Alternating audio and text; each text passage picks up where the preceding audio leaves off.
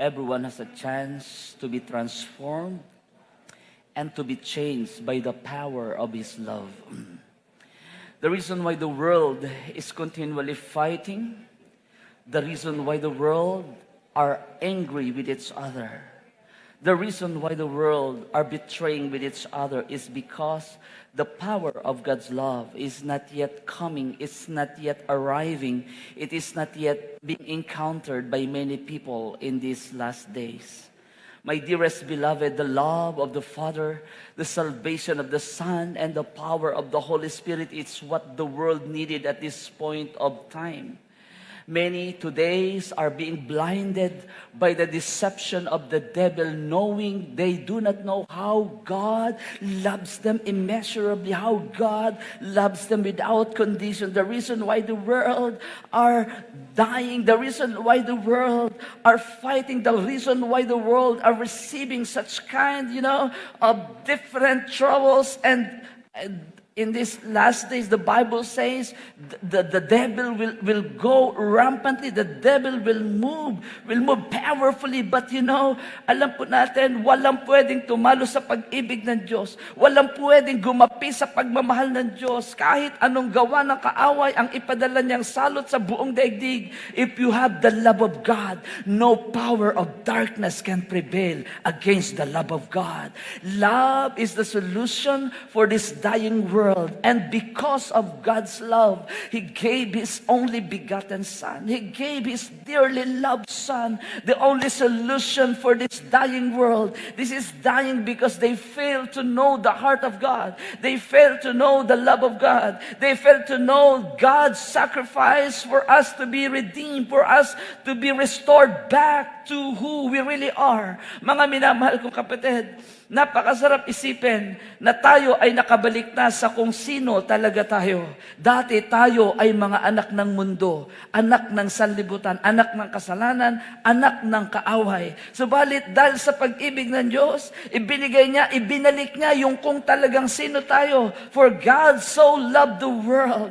That love of Jesus, that love of God the Father, sabi ng Bible, He gave, because of that love, He gave His only begotten Son, that whoever believes in that love, he will not perish. Hindi siya mapapahamak. Hindi siya magkakaroon ng lahat ng nangyayari sa mga mortal o sa mga natural creation of God.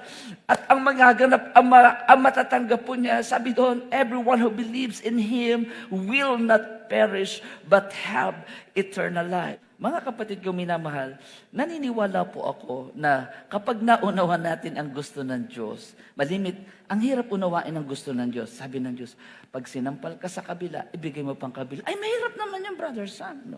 No. Maraming sinasabi si Lord na ang hirap unawain, pero ang hirap agad tanggapin, pero as long as you grow in the Lord, as long as you grow in your faith, dahan-dahan mong maiintindihan, bakit sinabi ni Lord to? Bakit gusto ng Diyos na gawin mo to? Sapagkat, alam ko po, walang binitiwan si Lord na hindi driven ng love.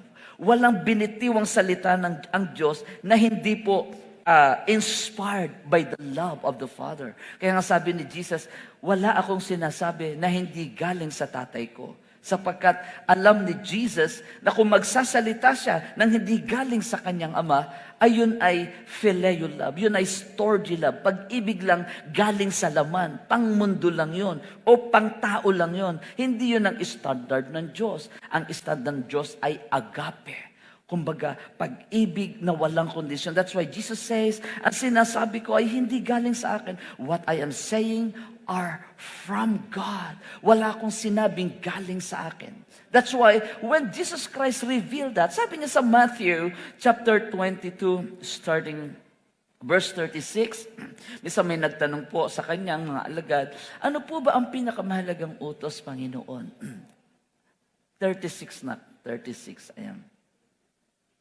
Alin po ba ang pinakamahalagang utos? Sabi ni Jesus, sabi ng mga alagad, Teacher, which is the most important commandment in the law of Moses?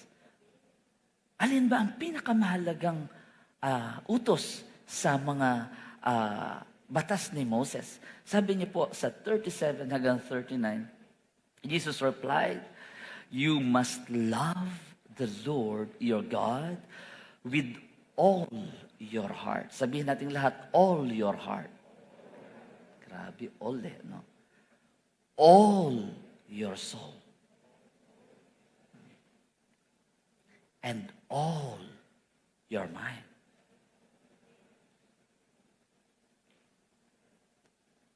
All. Walang tira. Ayaw kasi ng Diyos ng may kahati. Parang dyan sa iyong minamahal, ayaw mo rin ng may kahati. Diba? Noong panahon namin, may sikat na awitin. May kahati pala ako. Kuya Gino, alam mo yan. Sa puso mo. Ha? Mga jokes box queen. No? God wants to own you. Your body, your soul, and your spirit. Dahil alam niya kapag may bahagi ng buhay mo na hindi kanya, alam ng Diyos kung sino magme-may-ari nun. Inulit ko po, if there are some areas of our lives that is not of God, somebody will own it. And you know who He is. Alam natin ang kaaway pumarito para laging magwasak at pumatay at magdala ng confusion sa marami pong mga tao. That's why God wants to own you. Ano mang bahagi ng ating body, soul, mind, heart, and spirit that is not of God, there are some forces around us, there are some power around us that will conquer, that will possess, that will touch, that will make a hold on it. Halimbawa, ang iyong mata hindi sa Diyos, the enemy will conquer that eyes. Yung iyong puso, yung iyong attention, yung strength, yung bahagi ng buhay mo na hindi mo ibinibigay talaga sa Diyos, there are forces that will work to control that area of your life. That's why God emphatically says, love me with all your heart. Love me with all your soul and love me with all your mind. How can I do that, Brother Sam? Hindi ho mahirap yan once we understand this. Tatlong bagay lang ang gusto ng Diyos na ipakita sa atin ngayong araw po na ito, the love of my life. Mga kababaihan, sabihin nyo nga pong lahat, the love of my life. Mga kalalakihan, sabihin nyo natin lahat, the love of my life. So Jesus replied with this kind of reply, love God. And verse 38 says, and this is the first and greatest commandment. Ito ang una at pinakamahalagang utos yung sinabi niya nga, all your soul, all your heart, and all your mind. Ano yung pangalawa? Actually, yung pangalawa, sabi doon, a second is equally important. Kumbaga, parang ano yan? Parang hindi pwedeng sabihin mong mahal mo ang Diyos kung wala itong kabila. Parang positive at negative. Imbalance ka, pakpak yan. Ano? Kung lilipad ka, halimbawa, mahal mo lang yung Diyos. Isang pakpak lang yun. Yung pangalawa, equally important. No? So, kaya laging magkasama, hindi pwedeng maghiwalay. Ano? Sabi doon, love your neighbor as yourself. Mahalin mo ang iyong kapwa katulad ng pagmamahal mo sa iyong sarili. Tatlong bagay na dapat mong mahalin. Love God, love yourself. Inuna ko po yung yourself kasi hindi mo pwedeng mahalin ang iba kung hindi mo natutunang mahalin ang iyong sarili. Wala pong ganun. Diba? Walang ganun. Kumbaga, ikaw, naranasan mo na ba na hindi mo pa tinikman pero ibinigay mo na? Hindi mo pa natitikman pero mas unang nakatikim yung kapwa mo? Kaya mo ibinigay. Halimbawa, itong ubas na ito, natikman ko na kasi ito eh. Gusto kong ipatikim sa aking mahal sa buhay. Sinong unang napagpala? Ikaw. No? So, bago mo masabing mahal mo talaga yung kapwa mo, talagang natutunan mo kung paanong mahalin ang iyong kapwa. Now, how we can say we love God? Paano natin masasabing mahal po natin ang Diyos? Listen, mga minamahal kong kapatid, ang Diyos ay wala, sabi nga, wala sa lugar na iniisip nating nandun ang Diyos. Ang alam natin, ang Diyos ay nasa langit. Kailangan mo pa bang pumunta sa langit para makita mo ang Diyos at mahalin mo ang Diyos? Paano mo maiibig ang isang hindi nakikita? Most of the time, ang pagmamahal, masarap ipadama kapag nakikita mo ang iyong minamahal. Nung araw, wala pa pong cellphone, wala pa pong video, picture. Yan. Pagka ikaw ay malayo ang iyong mahal sa buhay, talagang tinitingnan mo, mahal na mahal kita. No? I love you. No?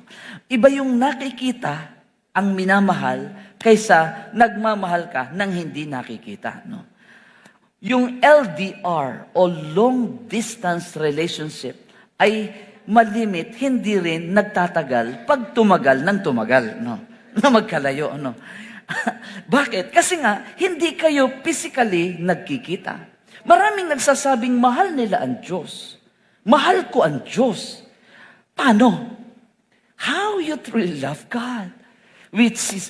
This God is a God who is invisible. Hindi siya nakikita.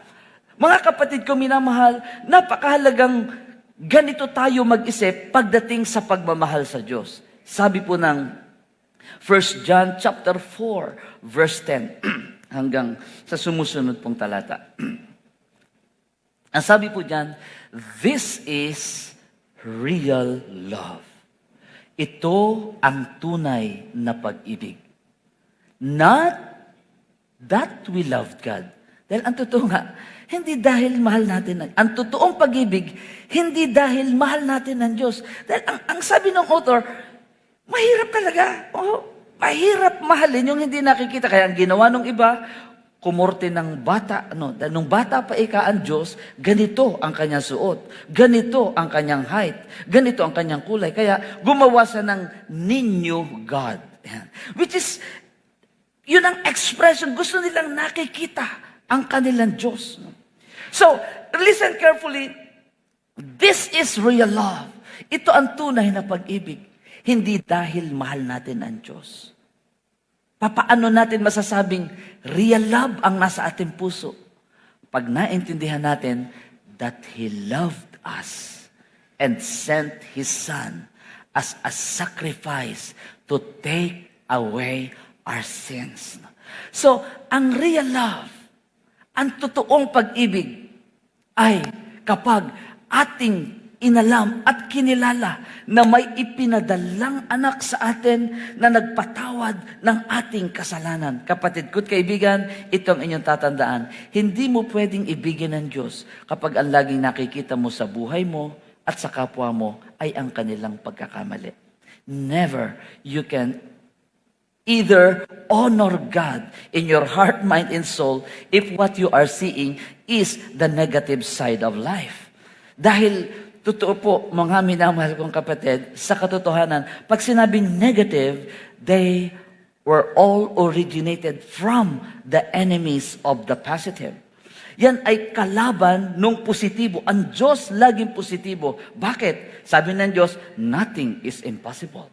Kaya ang Diyos laging positibo. Kaya pag nag-isip ka, laging, kaya ko to. Magagawa ko to, mangyayari to, this will happen, this will fulfill. Maaring, brothers, ang ginagawa, matagal ko nang ginagawa yan ay hindi pa rin naman nangyayari Ang akin pong sinasabi sa inyo ay lifestyle. Kapag ka naging lifestyle mo na mag-isip ng tama, magsalita ng tama, mag-speak ng blessing, yang iyong iniisip, kung anong iniisip mo, yun ang nagiging ikaw. Napakahalagang maintindihan po nating lahat na tayo pong lahat ay pinatawad na sa ating mga kasalanan. Yung ating mga nagagawang pagkakamali, naiisip na pagkakamali, hindi yan ikaw. Tayo kasi malimit tayo ang daling maglagay ng label. Pag ang tao'y kumuha ng hindi kanya, magnanakaw ka. Pag nakapagsinungaling, sinungaling ka. Pero alam nyo, ang Diyos, ang tingin niya sa atin, yung nagawa nating mali, hindi niya tayo dinidefine kung ano yung ating ginawa. Laging ang tingin niya sa atin, mahal ko yung anak kong yan. Anak ko yan. Yan ang aking minamahal. Tinubos ko yan ng aking dugo. Hanggat maaari, ang ire-restore ng Diyos sa iyo ay yung kung sino ka. Sino ka ba? Anak ng Diyos. Pag sinabing anak ng Diyos, walang dungis, walang dumi, malinis, maayos sa harapan ng Diyos. Hindi niya ba napapansin? May mga magulang, nahuli yung anak, drug addict. Pagdating ng nanay, hindi addict ang anak ko! Hindi mo masamang tao ang anak ko! Bakit? Ganon niya minamahal ang kanyang anak. Tayong lahat ay mga anak ng Diyos. At bilang mga anak ng Diyos, para mabuo yung pag-ibig natin sa Diyos, lagi nating isipin, ipinadala sa atin ang kanyang pinakamamahal na anak. Araw-araw, pwede tayong turuan ng mundo na magkasala. Pero hindi titigil ang Diyos na araw-araw, gabayan ka, patnubayan ka, ingatan ka, at sabihin sa iyong, anak, minamahal kita. I will never leave you. I will never forsake you. This world, my dear beloved brothers and sisters, the kind of love that the world knows is religious kind of love. Mamahalin lang kita pag mahal mo ako. No? Sabi ni Jesus, ay ginagawa din niya ng mga pagano. No? Ang binibigyan nila ay yung nagbibigay din lang sa kanila. No? Ang kanilang minamahal ay yung nagmamahal din sa kanila. Ang kanilang pinapakisamahan ay yung nakikisama lang sa kanila. That is what we call religious or parasite kind of love. Pharisees, no? Parasites. Baga, kinakain ng ganyang klase ng pananaw ang totoong anong meron ang Diyos. Mga kapatid ko minamahal, why God wants you to think like that? Why God wants you to have that kind of heart? Because that is the true you. Ang totoong ikaw ay yung anak ng kataas-taasan na malinis, mapagtagumpay, marunong, matalino. Inagaw lang ng kaaway ang talagang kung sino tayo, pero kaya bumunta dito si Jesus Christ para hubarin ang iyong damit ng kasalanan at idamit sa atin ng Ama ang damit ng katwiran. Nung dinamitan ka ng Diyos ng katwiran, hindi niya nahuhinuhubad yun. Kung nadudumihan man yan, posibleng natilabsikan, nadumihan, pero sa biyaya ng Diyos, hindi na pwedeng maalis yung damit na isinuot sa iyo ng Diyos. Si Jesus Christ, nagkagutay-gutay ang damit para tayo po ay maging katanggap-tanggap. Tayo na napakarumi, tinanggap tayo ng Panginoon Diyos. Ganyan ang pag-ibig ng Diyos sa ating lahat. Brother Sam, ako ba'y mawawala pa sa pag-ibig ng Diyos? No. Nung tinanggap ka niya, wala na hong saulian yon. Nung inagaw ka niya sa kamay ng kaaway, hindi ka niya na muling pwedeng isauli sa kamay ng kaaway. Ay paano, Brother Sam, pagka ako'y nakikinig pa sa gawa ng kaaway, ako'y natutukso pa, hindi ikaw yan. Yan yung ginagawa mo. Inuulit ko, ang tunay na ikaw, hindi ka na anak ng dyablo, anak ka na ng Diyos. Sabihin mo sa iyong katabi, hello, anak ng Diyos. Ibig sabihin ni Brother Sam, halimbawa nakapagsinungaling ako, naggalit ako, nakapag-isip ako ng masama, it's not who you are. It is what you do. Ay, lagi ko pong nagagawa kasi nga, tinetrain mo ang sarili mo na gawin mo pero hindi ikaw yan. Inuulit ko kung sino ka, dapat maintindihan mo. You must know who you are. Kung may nagagawa tayong minsan sablay, hindi pwedeng tumigil ang Diyos na turuan ka, itrain ka, para isang araw, darating ka sa point of realization, wow, mahal talaga ako ng Diyos. Kahit ako'y garinilaan na pagarigarni, ako pala talagang mahal ng Diyos. This is real love, not because you love God. Dahil wala naman talaga makapagsasabing, mahal na mahal ko ang Diyos. Wala. Ang totoo, hindi mo mahal ang Diyos. Dahil ang totoo, ikaw ang mahal ng Diyos.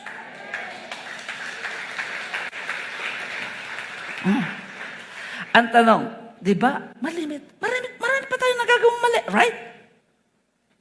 Kung talagang mahal na mahal mo ang Diyos, talagang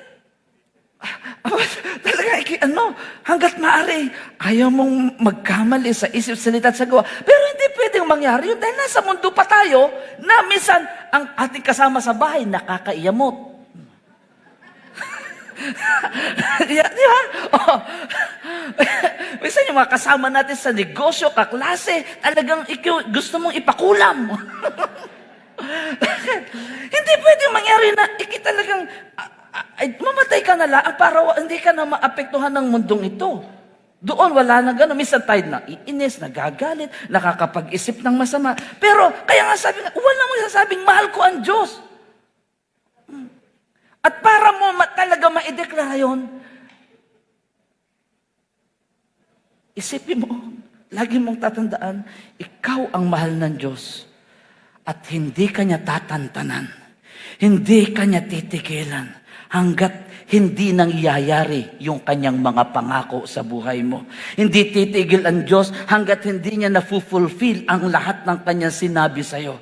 Sino ka ba? Ikaw yung anak na pinagpala. Ikaw yung anak na matalino. Ikaw yung anak na masagana. Ikaw yung anak na aking gagamitin. Ipapakita ko sa maraming tao sa mundo. Ito ang minamahal kong anak. Sa pamamagitan mo, maririnig ang Diyos. Sa pamamagitan mo, makikita ang Diyos. Sa pamamagitan mo, maririnig sa buong mundo. For God so loved the world. You are now my dearly loved son. You are now my sent son. You are now my vessel. Ikaw ngayon ang aking katawan. Ibinigay niya 2,000 years ago ang kanyang bugtong na anak. At through Jesus Christ, He revealed God to all the world. He revealed the goodness of God to all the world.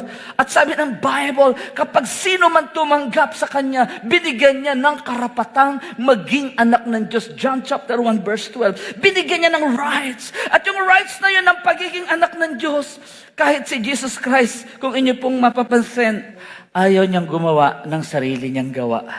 Dahil tao siya. Ayaw niya magsalita ng sa kanya lamang. Dahil tao siya, alam niya, sasablay. Ang pinag-uusapan natin ay yung human side of Jesus, not His God side. Kaya sabi niya, lahat ng sinasabi ko, galing kay Father. Lord, kung gusto maaari nga, huwag kong sapitin itong, kung pwede lang, wag. Tignan mo, human side. Pero wag yung gusto ko. Pero yung gusto mo, ang mangyari. Sa panahon ni Jesus, alam niya, by His own flesh, pwede niyang i-betray ang Diyos in the flesh. But praise be to God, hindi siya naging katulad ni Adam na ang pag-ibig ay nagpawendang-wendang, nagdalawang isip pagdating sa pag-ibig. Yung lahat na nagsasabi sa iyo ngayon na I love you, wag na wag mo muna agad paniniwalaan hanggat hindi niya naiintindihan kung ano yung pag-ibig ng Diyos.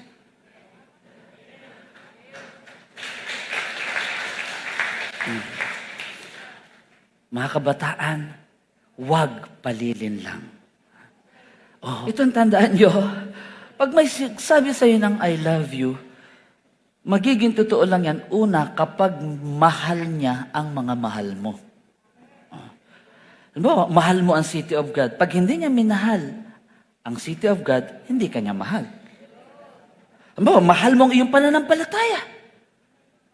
Abay, siyempre, hanggat maaari, kapag hindi mananampalataya, pag hindi niya minahal kung sino yung mahal mo ang pagiging born again, mahal mo ang pagiging anak ng Diyos, mahal mo ang iyong parents, mahal mo ang iyong mga mahal sa buhay, pag hindi nila natutunang mahalin yung mahal mo, hindi ka talaga niya mahal. Unang-una, love God.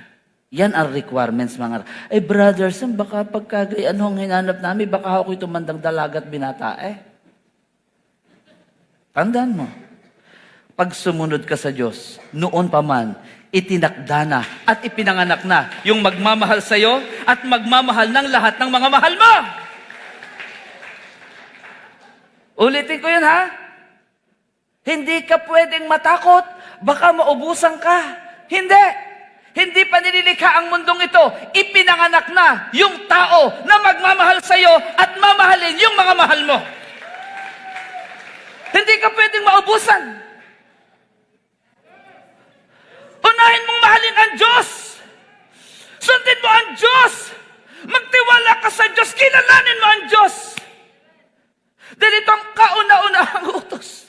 Mahalin mo ang Diyos ng buong puso, ng buong isip, ng buong lakas. He will provide the right people that will go with you. You don't need to look for somebody to love you. Just love God. And God will provide everything that will make you happy, that will make you successful, that will make you blessed, that will make you live acceptable to your Maker. Lagi mong tatandaan, inihanda na ng Diyos ang iyong destiny. Never, ever, ever try to make your own walk by yourself alone. Because at the end of the rope, at the end of the day, ikaw pa rin ang iiyak. Ikaw pa rin ang masasaktan. Ikaw pa rin ang iiwanan. Pag nagmahal ka nang hindi mahal yung minamahal mo, darating ang araw, masasaktan ka, iiwanan ka, dahil hindi nga niya mahal ang mahal mo. Pero ngayon pa lang, pag minahal mo ang Diyos, I tell you the truth, hindi mo kailangang magmadali. Sino kaya makakagusto sa akin? Medyo umiidad na ako. Medyo lumalaki na ako. May makakagusto pa kaya sa akin? Pag na-insecure ka at hiling-hili ka sa iba, abay, ikinakalima na ako'y kahit isa'y wala pa Pambihira. Pag umaya tayo sa sistema ng mundo, hindi kasi tayo yon. Hindi ikaw yon. Ay, mayroon pa bang ganun, brother Sam? Mayroon, ikaw. Sabi mo sa iyong katabi, ikaw yon. Hindi tayo kabilang doon sa mga nagbibilang. Nagko-collect ng collect. Hindi tayo kabilang doon. Ay di, wala ako maikwento, brother Sam. Wala ako maiiyabang pagka nagkakwentuhan ng aking mga kabarkada. Ay di, ipagyabang mo si Jesus. Ay kung tutulad na rin tayo sa kanila, sino pa ang magsasabing mahal niya ang Diyos? Sino pa ang magiging testigo ng nagmamahal sa Diyos? Sino pa ang magiging kinatawan ng Diyos na magsasabing, I love God? The life that we have, this life does not come from our parents. And we ought to love. We are commanded to love our parents. But your life does not come from your parents. Your life comes from God. Kung pamilya kita, kung anak kita, mas matutuwa akong sasabihin mo sa akin, Mami, mas mahal ko ang Diyos kaysa sa'yo. Kung ako yung magulang mo, lalo kitang mamahalin. Dahil alam ng magulang mo, dumaan lang sa sinapupunan mo. Ang totoong ikaw, galing ka sa Diyos. We're all came from God. This God is the one who gave us life. Walang pinakamasayang magulang, kundi ang magulang na makikita niya ang kanyang anak ay sobrang nagmamahal sa Diyos. Because we are living in a world where truly no one loves God. Wala talaga nagmamahal sa Diyos. And it will only happen once we come to the point of understanding na kahit anong ginawang mali ng kapwa ko sa akin, lagi po nating tatandaan, nung minahal ng Diyos ang bawat isa, minahal niya siya ng walang kondisyon. This is real love. Ito yung tunay na pag-ibig na gustong establish ng Diyos sa buong planet Earth. Sabi ng verse 12, as we continue on until 21, no one has ever seen God. Ito ang lagi ka po sinasabi, walang nakakita sa Diyos. Kaya mahirap mahalin ang hindi nakikita. Mahirap. It's really hard. No. You need to have this accurate understanding para talagang masabi mong mahal mo ang Diyos. Kaya kung may mga nagkamali sa'yo, sabi nga ni Jesus, hinampas ka sa kabila, ay di iaro pa yung kabila. Bakit mo gagawin yun? Para ba sa Kanya? Para sabihin, nasampal kita. Sa kabila pa, yeah! Ginagawa mo yon hindi para sa mga taong nagkakamali sa'yo. Ginagawa mo yon para sa iyong sarili. Because at that point that you humble yourself, you are sorry.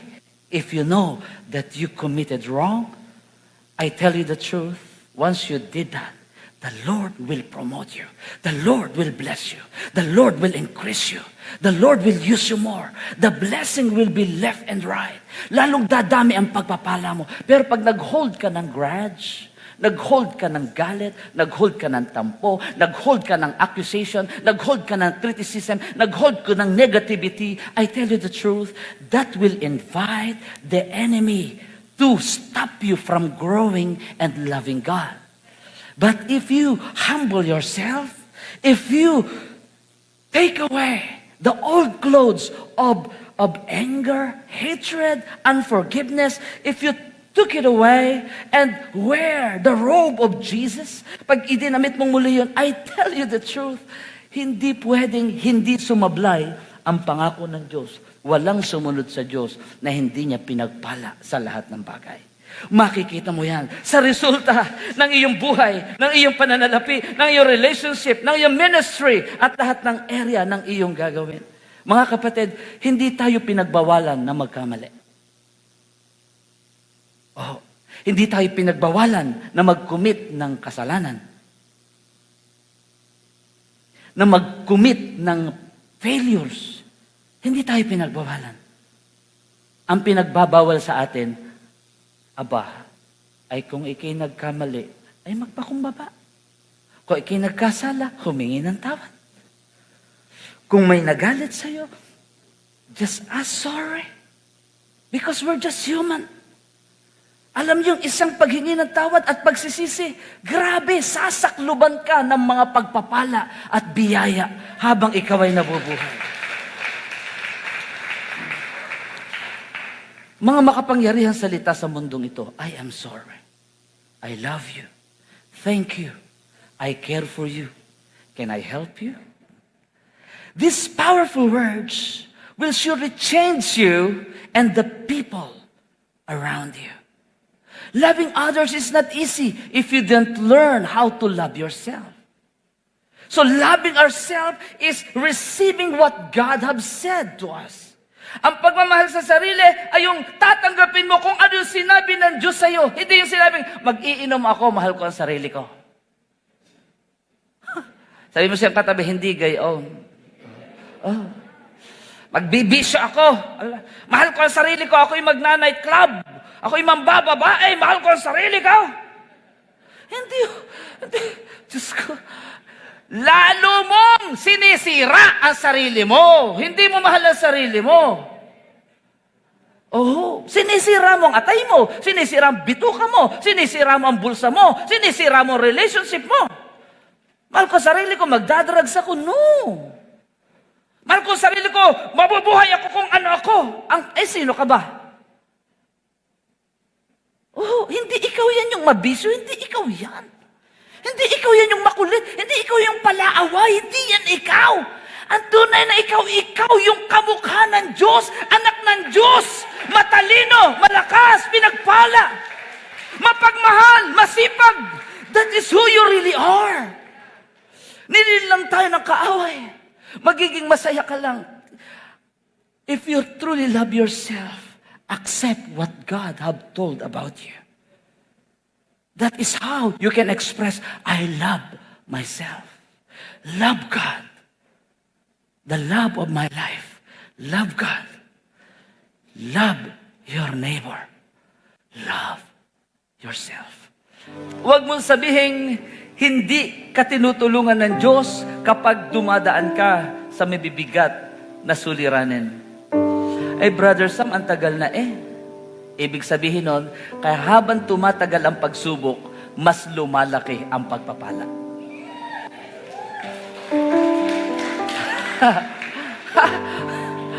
Mas pinalalaki ng Diyos yung blessing. Hindi ka dinesign para magpasaan ng kahirapan habang nabubuhay. Dinesign ka para magtamasa ng pagpapala habang nabubuhay. All you have to do is to align your mind with the mind of God. And you will see the hands of God powerfully working, powerfully, mightily doing His purpose when He created us.